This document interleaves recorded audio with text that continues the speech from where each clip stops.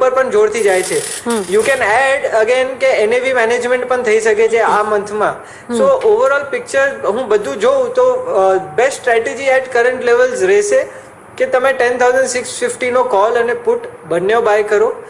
અહીંયાથી અગર તમે બંને બાય કરો છો તો ઓનલી અબાઉટ 80-90 પોઈન્ટ્સ તમે અહીંયાથી આપો છો અને 80-90 points for Nifty is not a big deal. તો એક દિવસમાં પણ 80-90 પોઈન્ટ્સ નિફ્ટી કવર કરી શકે છે. તો એ એક ડાયરેક્શનમાં 80-90 પોઈન્ટ્સ ઇનફેક્ટ આઈ બિલીવ કે 150 પોઈન્ટ્સ જઈ શકે છે નિફ્ટી એટલીસ્ટ ટિલ એક્સપાયરી.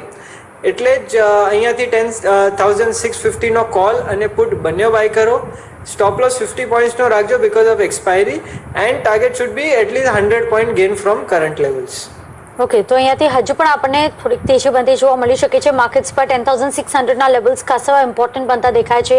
સારો સપોર્ટ લેવલ આપણને અત્યારે નિફ્ટી પર બનતો જોવા મળી રહ્યો છે અને અહીંયાથી જે રીતના એક્સપાયરી આવતી જોવા મળશે તેના પર ખાસ કરીને નજર રહેશે. અને હજુ પણ આપણે જોઈ રહ્યા છીએ તમે ઓવરઓલ સિરીઝ ઉપર નજર કરો તો અત્યારે આપણે જોઈ રહ્યા છીએ સૌથી વધુ કોલ પર જે OI બિલ્ડઅપ છે તે હજુ પણ 10,800 તરફ જ બનતો જોવા મળી રહ્યો છે.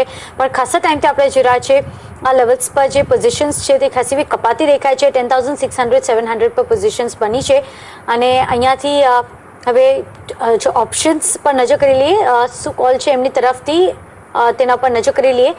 10,000 ઓકે નિફ્ટી 10,650 વાળો કોલ તમે ખરીદારી કરી શકો છો અને તેના સાથે જ આજના દિવસમાં જે PSU બેંક્સ પર આપણને રેલી બનતી દેખાય છે ત્યાં આપનું શું આઉટલુક બનતો જોવા મળી રહ્યો છે?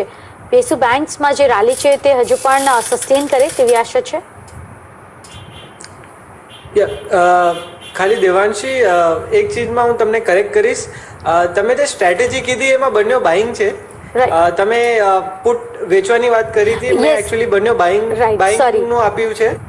So you have to buy the both call and put. Risk બહુ ઓછું છે, અરાઉન્ડ 80 પોઈન્ટ્સ નો જ છે max loss that will B.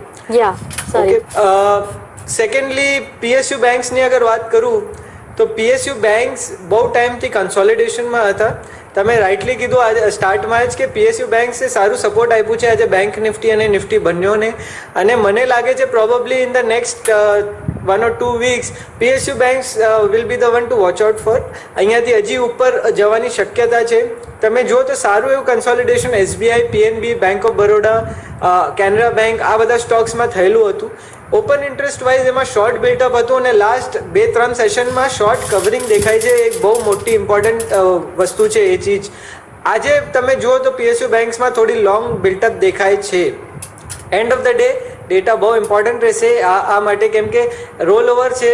Role ઓવરમાં તમે જુઓ તો એક મહિનાનું ઓછું થશે અને બીજા મહિનામાં ઓપન ઇન્ટરેસ્ટ એડ થશે. તો ઓવરઓલ પિક્ચર પ્રોબેબલી ડે એન્ડમાં ખબર પડશે કે કેટલું ઓપન ઇન્ટરેસ્ટ એડ થયું છે ઓવરઓલ.